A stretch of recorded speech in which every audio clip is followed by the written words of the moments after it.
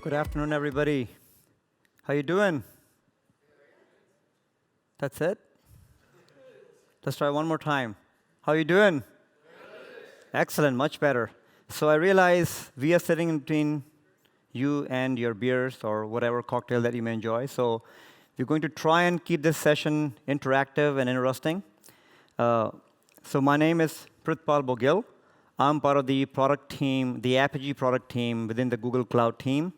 And I'm also going to be joined by Greg Brail, who is the principal software engineer within the Apigee team as well. So if you're here for learning about how you can manage APIs and focus on the full lifecycle, then you are at the right session, right? So pat on your back if you made it to the right room. You have heard a lot about APIs today. In the morning keynote, you heard many APIs being discussed, some products being shown.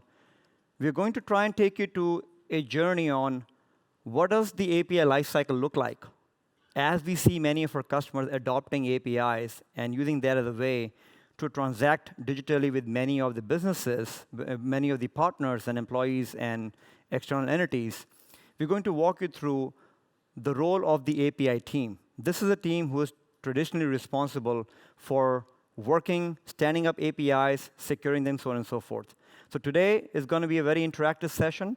We're going to duel back and forth between slides and demos to kind of give you a taste of how that experience looks like. So why APIs? When you hear about things such as digital transformation, it essentially means many modern enterprises today are transacting their business through APIs. So all the core capabilities that have been locked in some systems of record, such as ERP systems, some of the systems which are homegrown, are now unlocked as APIs in this modern world, which means you can take those APIs and not only create some excellent productivity applications internally, you can take them out to your partners and build this whole ecosystem.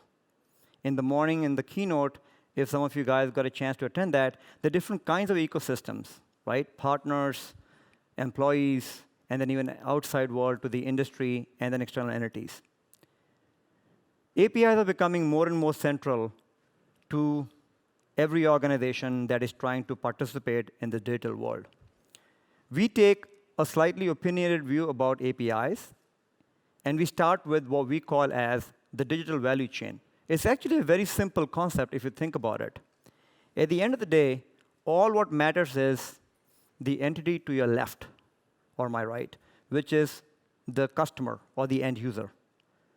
It's all about delivering delightful and connected experiences to those end users through an app. An app can be of any kind. It could be a mobile app, could be an app which is built in the web, or even a set-top box. Well, there are developers who build those apps, right? And they build those apps using well-curated APIs, which are managed by an API team. And this API team comprises of API developers who will use a platform such as Apigee Edge to manage, secure, publish those APIs. And essentially, the API layer really sits on top of any backend system that you may have. It could be something which is already service-enabled. It could be an old system which has some SOAP-based APIs, perhaps. Or perhaps there are some legacy systems which are unlocked using some kind of a middleware solution. Okay? So we're going to examine what the digital value chain is and how you can essentially use these core constructs to do something very simple. It's all about ensuring that you have massive adoption of these APIs. As you start on a digital journey and start to transact more and more through APIs, adoption is key. It's only as good as people using your APIs that they are going to start giving you the benefits that they promise. It's also about scale. You need to be able to rely on a platform that can support massive scale, and we're talking about internet scales. As a platform, Apigee Edge supports billions of API calls in a day in the cloud. And we have several of our customers who are actually supporting the exact same capacity in their own data centers today. It's also about control. ensuring that people have this awesome experience comes at a cost. You want to ensure that if APIs are the way you're transacting your business, it's done in a careful, curated way.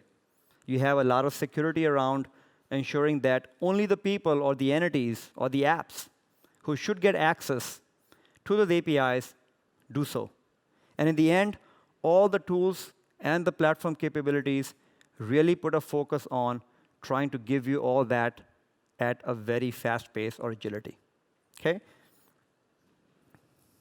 So I'm going to turn over to Greg for this piece. He's going to walk us through what the Apigee Edge platform is all about. And then both him and me are going to duel back and forth in showing you through a live demo of the journey of an API developer and how they use the platform to build APIs. Greg? Excellent. Hey, I'm Greg. I'm going to be talking a little bit about the Apigee platform and a little bit about what we actually do here. So people always ask, what does Apigee do? If we looked at that digital value chain, there were really two things that were happening. We were connecting the developers, the people who build apps that use APIs, with the API team, the people who actually create the APIs that they use. And for that, we have to have things like developer portals, documentation, self-service onboarding tools so that a developer can click on a button and get the security credentials they need to make API calls right away. There's also a technical connection where we're doing things like adding security to API calls, doing rate limiting, caching, transforming APIs from one format to another. The Apigee Edge product is responsible for doing really both of those things. And if we look at the components of the product, there are a couple of different pieces. Down at the bottom is what I'm talking about. Between the application and the API itself, we have a set of runtime services. And that's where we can insert policies. And Prithpal's going to show you how we create those policies and what they can do. And those policies can do all sorts of things. Like I said, security, rate limiting, you'll get the whole story there. And then on top, there are a bunch of services that enable that. So for instance, there's a management component that is responsible, it supplies both a user interface and an API for manipulating all of these components, programming the proxies, configuring the developers and the applications, and everything that Prithpal is going to do in the UI has an associated API as well. There are also a set of developer services. Those are the developer portals and the tools that we can use in order to construct a web presence for our API so a developer can really connect and learn how to use the API. And there are a set of analytics services that are gathering metadata about all of the API traffic and presenting it in different ways so that you can report on it, create custom reports, and see all sorts of information about how the API is being used. Now, Apigee Edge is a product for all this. Companies such as Google have API management systems that they built themselves for their own APIs. What Apigee Edge really is a product that allows anybody to create the API management system that they need for their API and that fits in with the requirements of their enterprise. Now, I don't know if any of you are Apigee customers already, but I wanted to talk a little bit about actually how the product is deployed. The entire product we described there actually can run in a couple of different form factors. We deliver it as a service. It's available as a service, which means everything you see in the demo today, it's all multi-tenant, self-service cloud app, just as you've come to expect from the Google Cloud Platform, where Apigee is actually sitting in between API calls being made from the client to the server, and it's actually the runtime is going through our cloud. The entire product is also available for on-premises deployment. So we have a number of customers, typically large customers, who have lots of data centers because, contrary to what we might say sometimes, there's still a lot of data centers out there in the world. And customers often want to have their API and all of their API traffic and all of the management of it controlled by their own software running in their own data center. And finally, there's a hybrid model. And I'm going to get to that a little bit, because that's some very interesting stuff that is starting to emerge, that is starting to meet our customers where they really want to be. If you look at sort of the traditional way to use Apigee, sort of a big product that sits in the middle. So if we look on the top, you may have mobile apps and web apps that are making API calls from the internet to backends that are down on the bottom within an enterprise network. And in using the Apigee Edge as a service, typically Apigee is running in the internet. The API traffic is going to Apigee somewhere in the cloud, and it is actually connecting back to the back end. And interestingly enough, the runtime component of Apigee Edge can run in the Google Cloud. It can also run in the Amazon Cloud, because the truth is we have a lot of customers out there whose API backends are already in Amazon, and we're committed to making sure that that runtime is available in both of those locations so that people can choose and they can put their API proxies where they actually need them to be based on the geography of their actual network. But we also offer a hybrid option, and that hybrid option allows you to have the API gateway, the thing that proxies the traffic, located wherever you want, without having the rest of Apigee come with it. So things like analytics and management of the API stuff come as a service, whereas the gateway itself becomes something that you can deploy on your own network. So one of the things we're doing this week is we're actually introducing a new option for the Apigee Edge product called Edge Hybrid. And we're actually announcing an early access program that we're signing up selected customers for this week. And what that's allowing us to do is allowing us to mix and match and have sort of the best of both of these worlds, where the runtime components, the analytics components, and the control components stay as a service within Apigee, but the gateway itself, the proxies, the traffic, can go anywhere. And we're introducing a new open source component that we're calling APID. And one of the things that APID does is it sort of acts as an API for API management. So it offers services for things like verifying API keys, computing distributed quota values, and gathering API analytics. And then we can have a variety of gateways that actually run in your own data center or inside a Kubernetes container or inside Pivotal Cloud Foundry or wherever you need them to be that can then use APID to supply those services. And in the end, we're giving people a very flexible architecture where we're going to give them very good performance and a lot of robustness, because the truth is that there are a lot of different places where APIs need to run. APIs don't just run in big data centers. They don't just run on the Google Cloud. Increasingly, APIs run in the backs of stores. APIs run in airports. There are all kinds of places where these API backends live, and we want to be able to put a component of the API management system in all those places. Now I want to get a little bit to talking about the lifecycle and the demo we're going to talk about. We think really that all APIs go through a very similar lifecycle like this. We're going to start at the top with API design, but we're going to move on to how you actually design your API and how you share that API design with others, how you actually turn that API into something that's on the internet, how you add layers of security to your API using industry standards, how you publish your API to create a developer portal and a web presence developers can use to sign up for your API, what to do if your API gets a lot of traffic, how is it going to scale, how are we going to monitor what's going on and get analytics so we can understand how the API is going to be used. And there are lots and lots of ways to monetize APIs, and one of the ways is, of course, to charge for API calls, and if that's an option that works for your business, that's something we're going to talk about as well. So we're going to start that, and we're going to kind of trade off a little bit on the demo and switch from one to another, but we're not going to switch just yet. I haven't said the magic word. So let's start with design, and Prithpal is going to be sort of the person who does this, and I'm going to ask him some questions. But I'm an API developer. I've heard of Swagger. Hear a lot of, and I hear about something called Open API, which sounds like a less exciting way to say Swagger. But as I understand it, I can design and I can describe my API in Open API. And if I do that, there's all kinds of neat things I can do to generate cool documentation and to share my API documentation with other people. Can you show us a little bit how I can do that? Absolutely.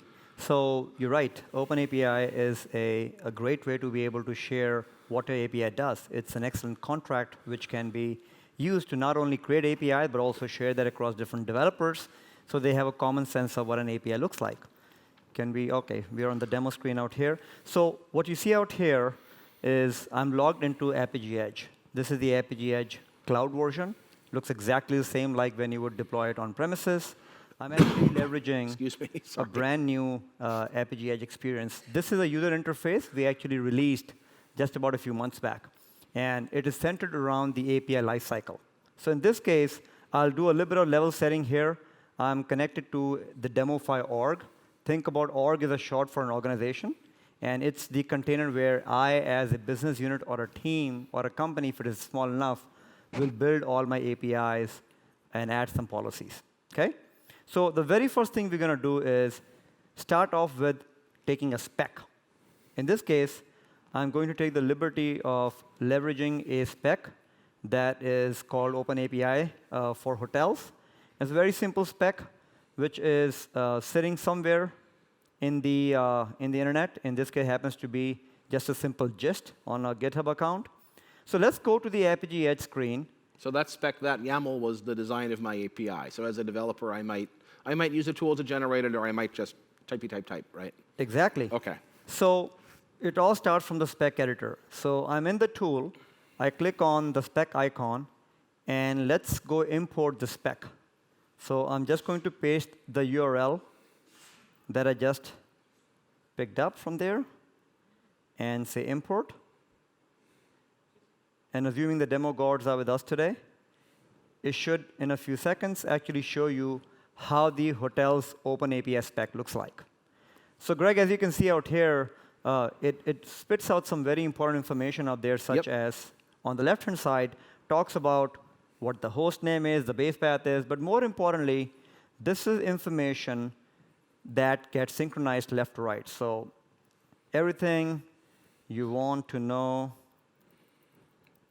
Right, so on the right, I have a nicely formatted set of docs for my API.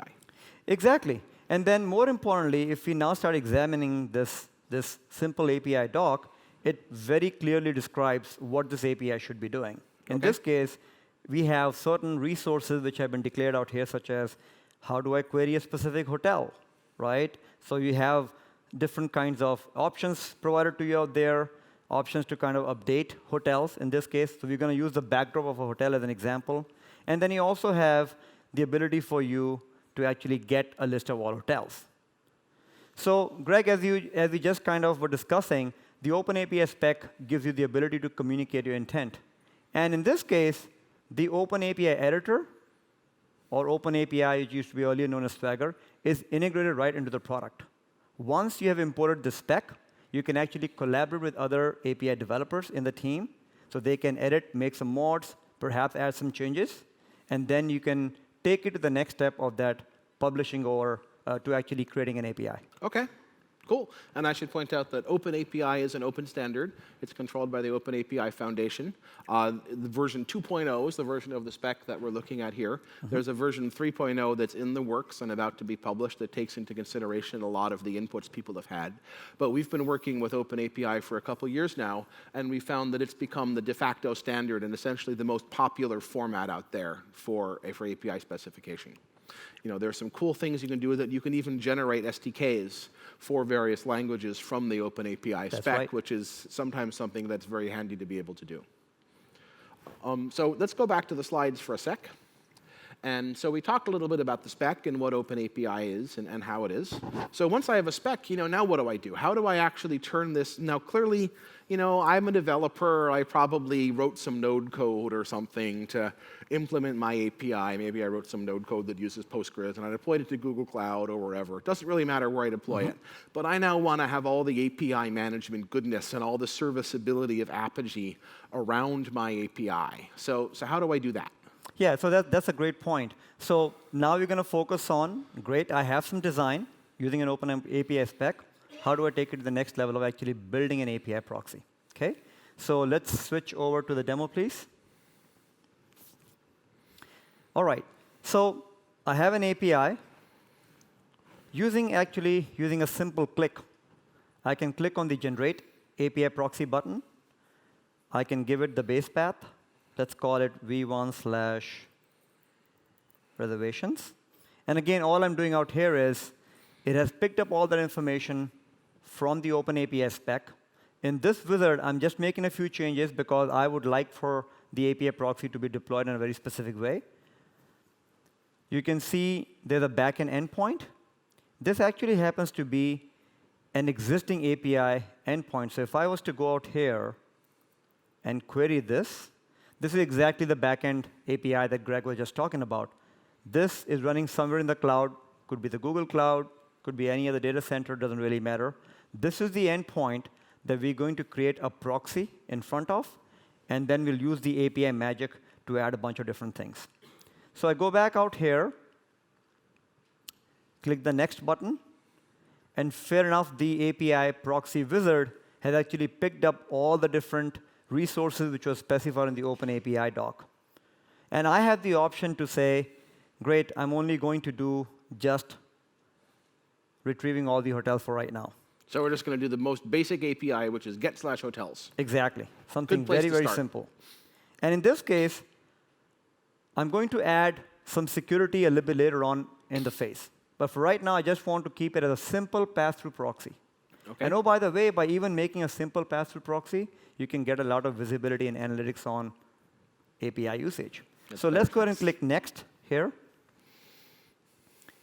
It gives me the ability to decide where I would like to deploy the API. So let's just go with all the default settings and hit Build and Deploy. So at this point in time, it has built a very simple API, and I have a brand new endpoint, which is going to be now used to start sharing with your outside world. So in now this instead case, of sending my API calls directly to my backend, I send them to Apigee. exactly. Okay. So here's the Apigee endpoint, and I'm just using a simple REST client. In this case, it happens to be Postman. And when I call this, fair enough, it gives me the exact same result back from the backend API. So at this point in time, we've gone through 2 steps. We have an Open API spec doc, and we've used the proxy editor to be able to generate an API proxy, which just points to that. Greg, do you see something missing out here, perhaps? If I was to share this API endpoint with someone else, could someone perhaps abuse it? Yeah, I mean, I also want it to be HTTPS, but I know that's an easy option. Yes. But yes, so I mean, what's to stop someone from just watching this demo on YouTube? It's going to be on YouTube, right? And just trying to hit that thing 1,000 times a second and trying to screw up our demo. Yeah, so that's a great point. How do you ensure you can keep things in checks and balances, right? So there are a variety of different ways. So in this case, what I would like to show you is, great, I have an API, and this is where the API proxy magic starts. So in this case, I've opened up an API proxy editor. This is where I, as the API developer or the API team, has the ability to put in a lot of different controls. And you put in those controls using what we call as API policies. So I click on this plus step icon, and it brings up the 30 different out-of-the-box policies that we have to do a variety of different things. So we have some traffic management policies, security. Some of this we're going to be taking a look at later on. Mediation. And then more importantly, you can extend the platform by using some of the extension policies. So you could literally use things like Java, JavaScript, or Python to pretty much author your own policy and share it with the rest of the team. In this case, I will use something as simple as a spike arrest policy. The spike arrest policy, think of this as a system-wide policy which can make sure that only a specific amount of transactions per second or transactions per minute, whatever that rate happens to be, it can control that so that none of your backend systems crash and burn, right? As we know, that backend API is running somewhere. It's either in the cloud or it's running on premises, and it has some finite capacity, right? So in this case, I can make those quick changes using some configuration options. In this case, for the purposes of the demo, I'm just changing it to 3 per minute. What this means is, do not allow any number of API calls, or only allow 3 calls per minute, okay? Just a very simple policy that I've added out here. And at this point in time, I would also like to call out the trace tool. For those who attended the keynote in the morning, may have seen the trace tool. It was flashed briefly. The trace tool gives a very powerful mechanism for the API developer. As I'm building out API proxies, it gives me some vital checkpoints and information to make sure, are the policies which we've added in working as expected?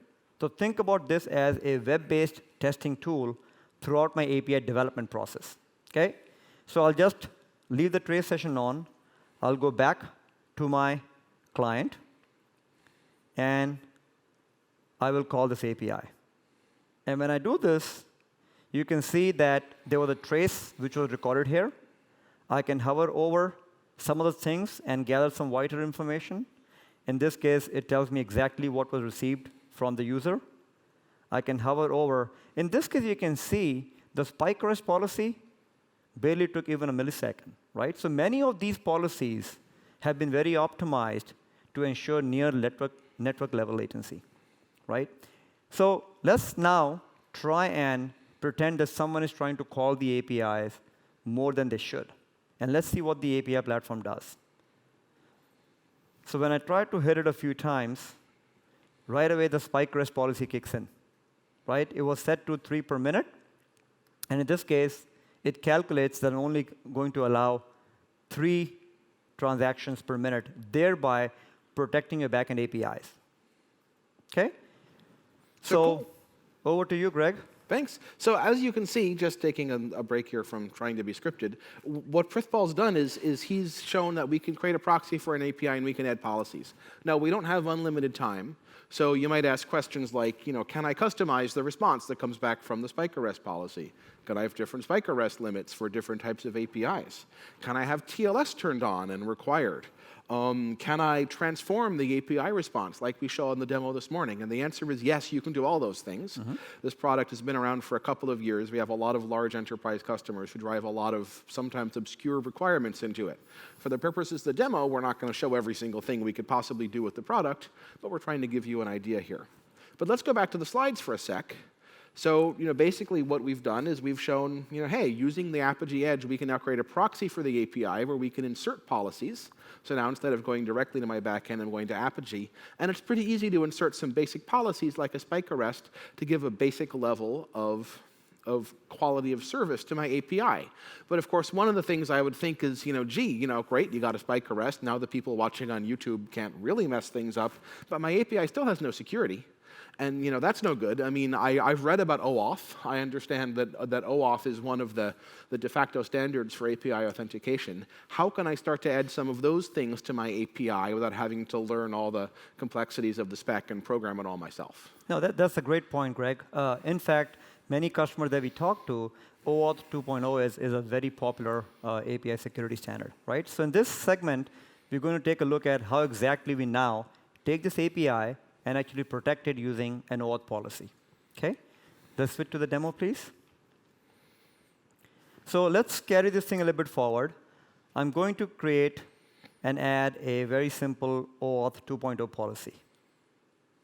When I add this, you can see that I'm trying to use the verify access token method. OK?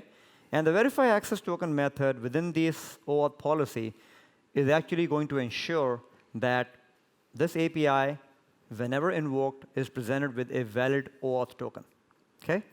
So just for kicks, I'll go back to my Postman client and hit a send request.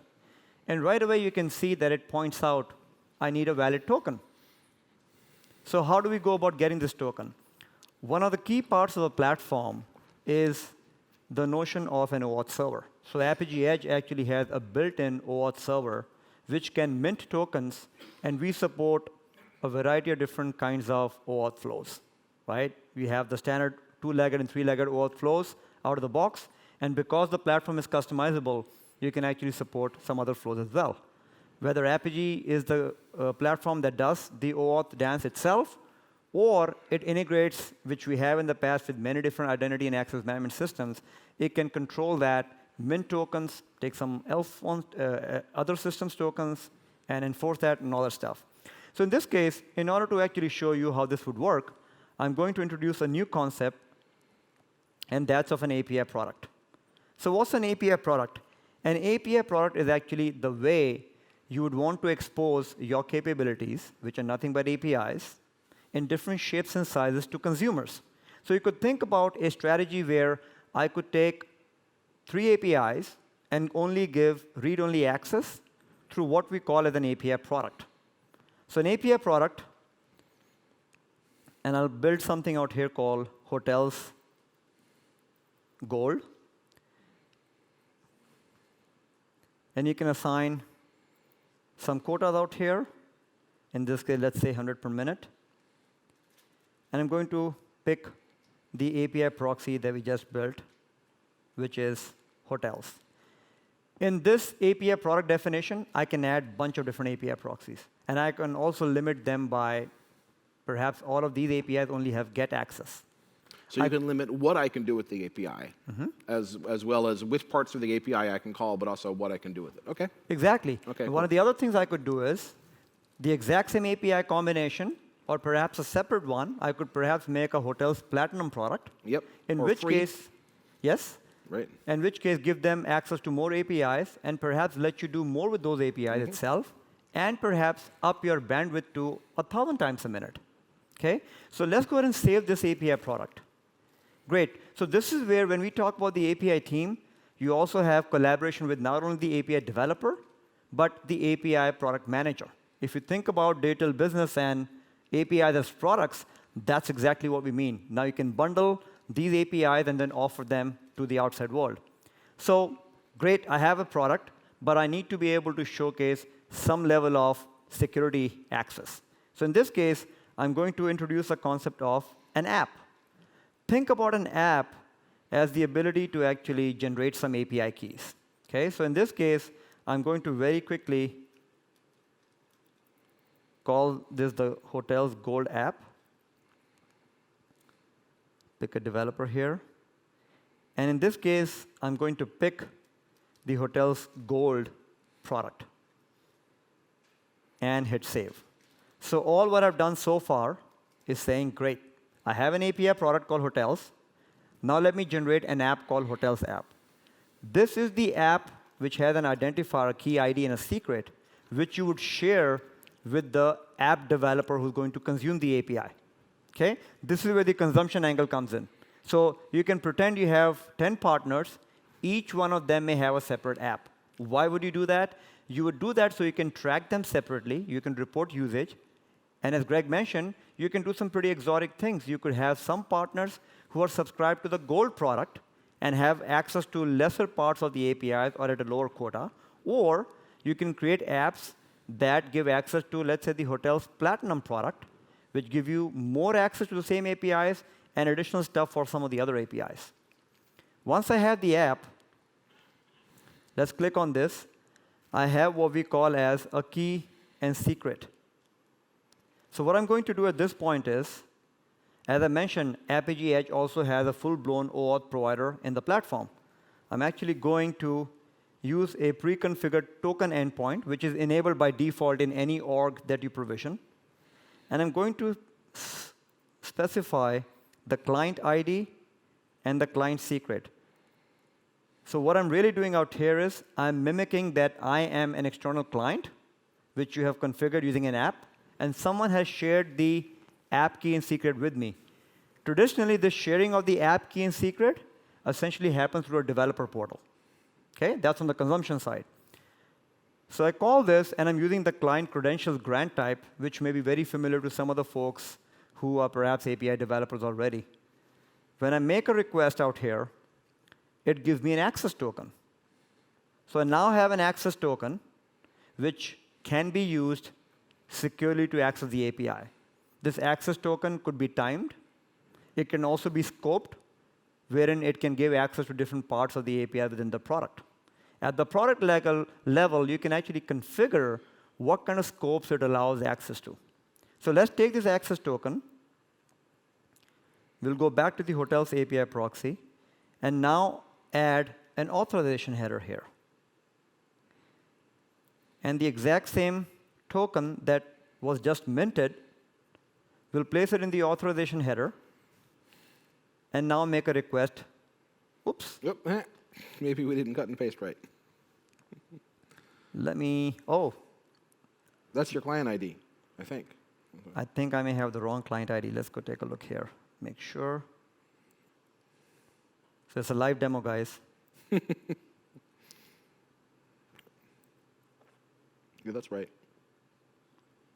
OK, let's see this. Get it out here. And call this. Oh, I know what the problem is. And I know how to fix it. It's a demo. Oh, we didn't set up, did we not?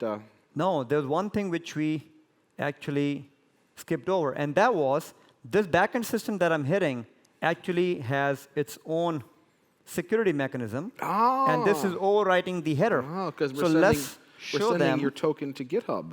exactly. Let's show them how we can Let's actually take that access use, token out. and let's remove that token. So here's another key thing out here. As you're minting these tokens, there may be backend systems, which happen to be in this case, which is sensitive to an OAuth header. You may want to remove or disable that OAuth header from here. So in this case, let's go and let's remove the authorization header. This wasn't scripted, by the way, just for the record. That's a live demo. OK. So let's go remove the authorization header from here. So again, using simple policies, we can plug this thing in. And now, hopefully, this thing will let me through. So if you weren't so quick on the uptake, we would have used the trace to figure out what was going on. Exactly. OK, but we don't have 24 minutes, so let's not do that. Yes.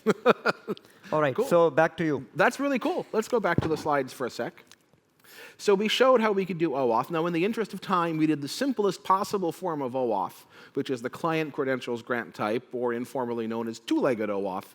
You're probably asking, yeah, but I need to authenticate my end users. And I need to authenticate the end users using my Active Directory or using my own internal single sign-on system. That's extremely common. In fact, almost every Apigee customer does that. It takes a little bit longer to configure, but it's all the same kind of process you're seeing here, and it's a very common thing that we do with our customers with OAuth. But I noticed that as we were doing this, you're kind of doing everything in the Apigee console. So, I really want my developers to have self-service. I don't want them to have to call you up and have you log into that thing and push a button to create an API key. I want to push a button, and I want to, as a developer, have this thing work just as well as the Google Cloud APIs do. So can you show us a little bit how we might do that? Absolutely. Can we switch to the demo, please? So you're right. You need to be able to advertise to the world, here's an awesome API. And the way to do that is through a developer portal. In this new Apigee Edge experience, we've actually enabled that capability in the hands of developers. So I'm going to click on this icon here. And we're actually going to build a live portal as we go along in this demo. So let's click on the plus portal icon, and let's call it the brand new Hotels API portal. And you can see this is a live URL which is being generated as we speak. Let's go ahead and create it. OK, so once I do that, it gives me something very basic and simple. And when I click on this, it gives you a streetcards page, not something which I expected.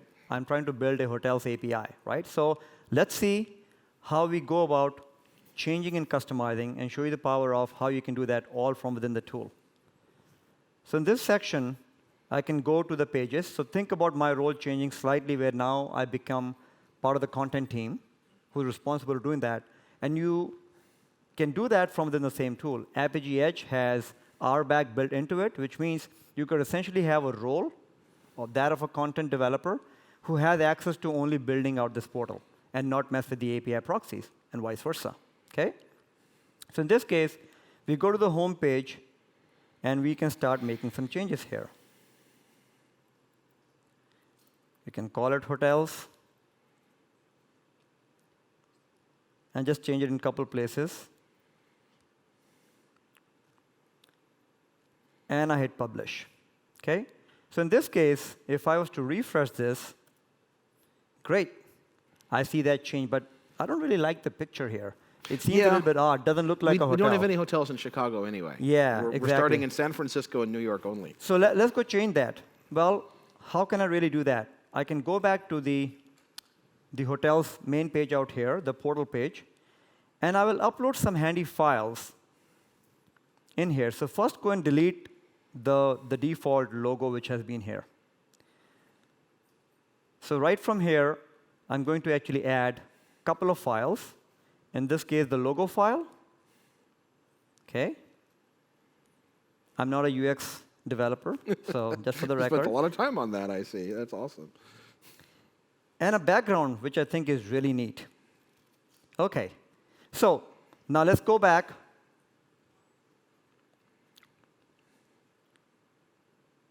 And go to the theme setting out here. In this, you actually have the ability to change a few things, right? You can change, again, this is very simple markdown kind of format.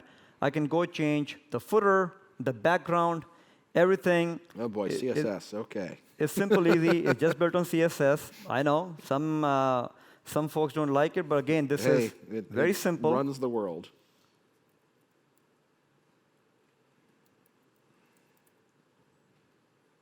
OK, I think I got it right.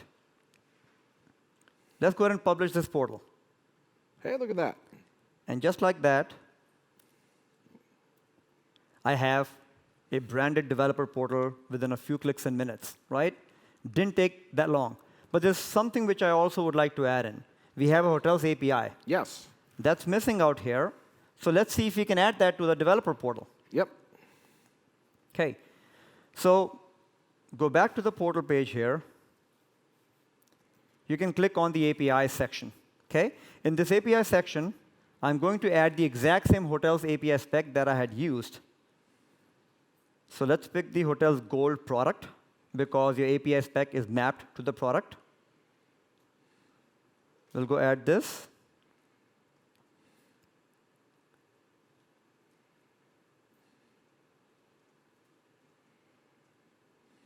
Yep, that's the spec we created in the beginning of this demo, right? Exactly. And the snapshot is ensuring that if I change it online, it doesn't immediately get published until I'm ready for it. Exactly. OK. So I hit save and complete. One thing I want to go check on is, once you go to the spec, let's make sure the spec is looking the way it should be. Here's the hotel spec. Right? Looks good.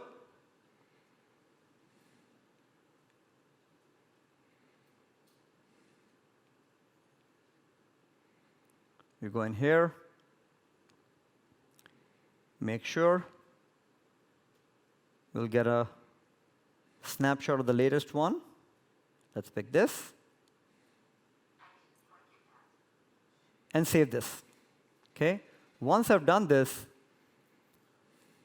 I want to go to the hotel's main page.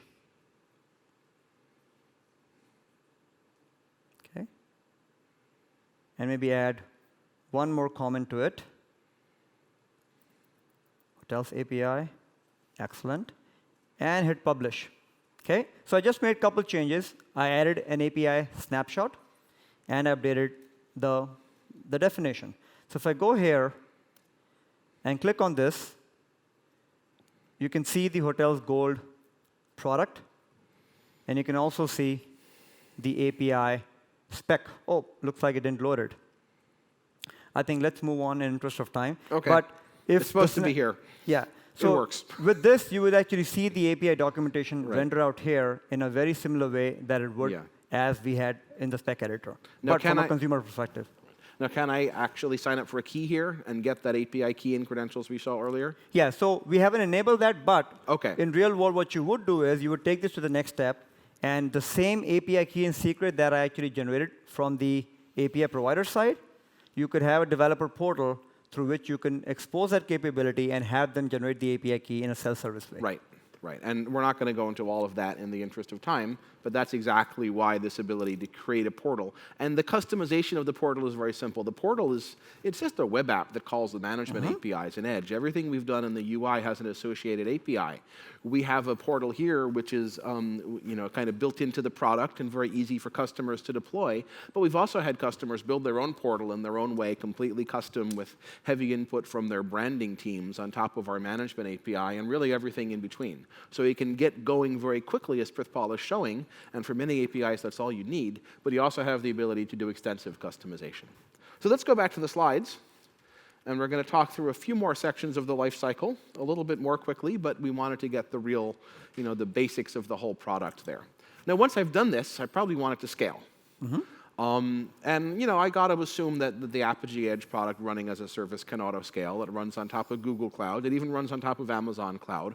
All those capabilities allow us to take advantage of auto-scaling. And some of the interesting things you can do with Edge as a service, we've done a lot of work to make sure that it not only scales, but it's very reliable. So for instance, everything in the product is replicated across data centers. We use technologies like Cassandra. Remember, we run in a lot of different places, not just the Google Cloud, which allows us to have things like OAuth tokens and quotas and things like that work even in the failure of an entire geographical region. And our customers who run on-premises, they almost always run in their own data centers, and they almost always have more than one data center. And none of them has asked us, actually one person asked us, for the old traditional, failover disaster recovery drill on the weekend thing. What they want is everything to be active across their data centers at all time. Now, this chart here shows the common case of auto-scaling, which is, most APIs, just like most web apps, have a chart that looks kind of like this.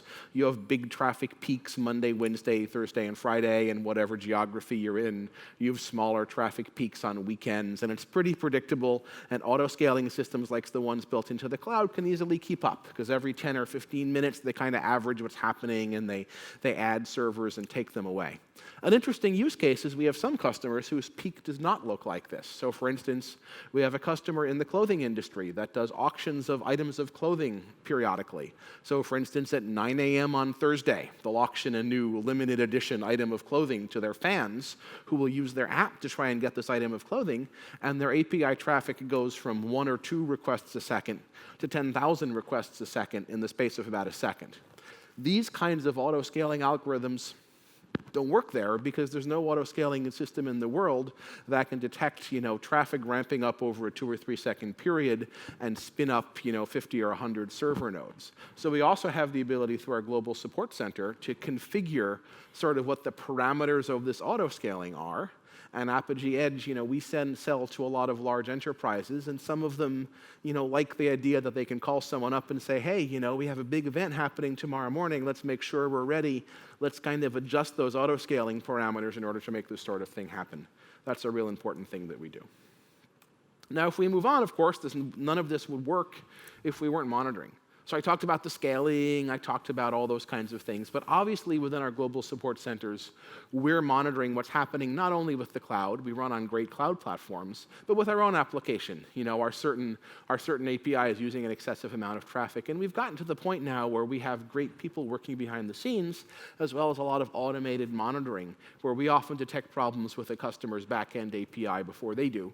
And sometimes we call them and say, hey, we're noticing a lot of errors from your API. We're noticing that the API traffic is coming to Apigee, but it's not necessarily getting to you. And they say, oh, look at that, we're having a problem. So it's a very interesting world that we live in where we're kind of sitting in the middle of a lot of API traffic. But since we're sitting in the middle of this API traffic, there's some interesting stuff we can do about analyzing it. All the API calls passing through Apigee, we can gather metadata. Because we do things like OAuth and API key validation, we can record for you which developers, which applications, which geographical locations are accessing the API the most, and allow you to do some interesting things in order to run your API program. Remember, in a lot of cases, you may have an API product management team that is actually trying to turn this API into a product. And even if it's not, even if it's just for customers or partners, it's very important that you understand what are the most popular APIs, what kind of SLA am I achieving, are my APIs very slow, do they have a high error rate, are certain applications more popular than others, are there giant changes, has an application suddenly gotten wildly popular, which might mean either you have a hit on your hands or someone has compromised some application credentials, and they're trying to use the API in a way that's not supposed to be used. So for all these reasons, there are a lot of analytical capabilities in the product, and let's see if we could take a look at how those work and what kind of information you can get. Sure. Let's switch to the demo, please. So back to the Apigee Edge UI, you can click on the Analyze tab, and this gives you options around many out-of-the-box reports that are generated by default by the platform. So I was talking about, you have an API proxy that's built. As API traffic is piping through the gateway, we collect a lot of different kinds of metrics. Many of them we kind of publish out of the box in terms of these reports. So the very first one out here is the API proxy performance report. Now, this gives you a very broad idea of how the API proxies are doing, and which means the general amount of API traffic piping through the system. In this case, I have a few different API proxies which are deployed in this org, and you can see the total traffic coming out through here, and in a very quick snapshot, the kind of number of errors, the percentage of errors, so on and so forth. You can also see the amount of time which is being spent in the API proxy versus the average toggle response time. So the amount of time that Apigee might be taking to execute those policies I put in. Exactly. Keeping in mind, policies are sometimes simple things like spike arrest, or sometimes they're my own JavaScript code or my own Java code, and that can be any number of milliseconds, right? Exactly. So this starts to give you a good idea of the kind of things you should be doing within the API platform. Certainly, we run into situations where customers are doing some heavyweight transformation. There are some other tools which are really good for that. Your API platform is a tier of agility. This is your face to the outside world. You want to keep it as quickly as possible, process as many transactions as possible. There are a bunch of different reports which you're not going to go through today, but again, you can check them out. We have a free trial account which anyone out here can sign up for today. But what I am going to touch on very briefly is the notion of custom reports. So although a lot of these out-of-the-box reports are great, but many times you have the requirement, think about APIs become your channel, your digital channel. Business wants to know what kind of orders am I processing, right? What kind of hotel reservations have gone through this? So you need the ability to be able to create custom, which can be presented to a business user. In this case, I'll just give a very simple example of a custom report. In this case, it just shows you the amount of traffic coming in from different APIs. Now, these APIs could represent different business segments, such as orders, such as payments, so on and so forth. And using some simple heuristics, we aggregate the data, and then you have the ability to kind of dissect through this and figure out what's really going on with the APIs. You can delve deeper. We have a bunch of different kinds of metrics out here. If you were to click in the Edit tab here, you can just add different out-of-the-box metrics which are available at a high level, right? All the traditional stuff that you can expect to be. You can also see some custom dimensions out here. These are the ones which you as an API developer can have the ability to create some custom dimensions. So imagine we capture usually any information that can be gleaned on from the header information or any kind of commonly available user agent stuff that's available. But as an API developer, within the API proxy, you can actually add policies such as a statistics collector policy, and that will start scraping out all the useful analytics that you need. In this case, the order amount and the order discount, right? Once you do that, you can add various kinds of dimensions, and you can see the amount of stuff that's available to you, some common dimensions which you can slice and dice using the geographic region that you're coming from, any specific developer app, perhaps who's calling it. You can use some custom dimensions out here, and many of the advanced dimensions are available for you to use by default. Once you do this, you actually have a very simple report which can then be shared in a secure way by different kinds of users. And of course, the reports have APIs. Exactly. So you can query them fashion. from an API. OK, Cool. Back to you. So back to the slides for just one more second. So that's how the analytics work. So we got some real comprehensive capabilities there. And the last thing is, let's talk a little bit about money. I want to make some money on my API. Now, it turns out there are a lot of ways to make money on your API. Back in our hotels API, I might make money by having people stay in my hotels. Or sometimes I make money because my API drives other product sales. But I might be doing something really interesting. I might be in finance, and I'm trying to do a market data API. Those folks are actually next door. Or I might be in the news, and I might charge a lot of money for extremely, extremely timely news, or who knows what. I might want to actually charge per API call and have different tiers and different kinds of prices for different API calls. Is there a way that I could do that? And Absolutely. Okay. Let's switch to the demo again, please. This is actually by design, going from slides to demo, just to make sure you guys are up. The person taking the screen apart is not by design, but that's OK. OK, so let's use a live example in this case, right? I'm going to very quickly talk about Pitney Bowes, which was also mentioned in the keynote. And this happens through a developer portal. So I gave you a very broad and very high-level example of how we could take and build a developer portal. This is another example of how they've taken the developer portal and customized it And they also happen to leverage some of the monetization capabilities of the Apigee Edge platform. If you think about monetization, once you hit a level of maturity in your APIs and you want to make money off your APIs, which would seem natural at some point, you can use some of the monetization capabilities provided by Apigee Edge.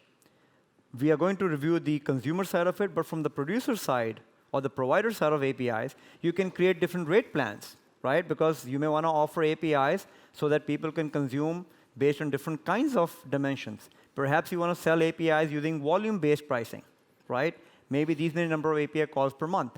Or you may want to charge separately for each transaction. Or you might want to do revenue sharing, where you give developers money for building apps that use your API. Exactly. So Walgreens is another example of how they use revenue share when they have their partners who are sending business to them, so the developers get a cut of that transaction amount. OK, so in this Pitney Bowes developer portal, you can see they have different kinds of APIs. I'm going to click on the GeoSearch API and click on pricing plans.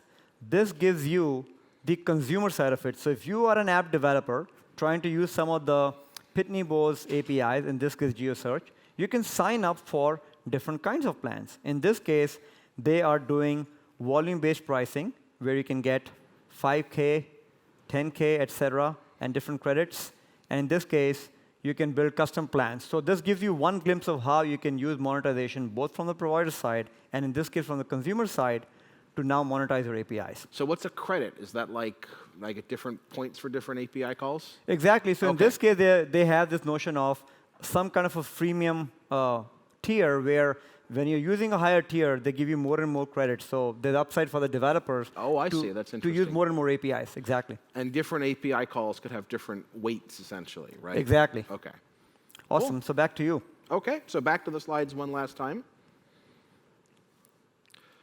So what we've done really is we've gone through the whole life cycle of APIs. We've talked about everything from designing a spec and publishing the spec as documentation to creating an API proxy and adding policies so I can have some of the different levels of service around my API without changing what's on my back end. We talked about how to create a developer portal and actually publish that API for use by developers, how I can use analytics to find out how my API is being used, and if I want to charge for my API like Pitney Bowes is doing using the Apigee Edge product, how we can do that as well.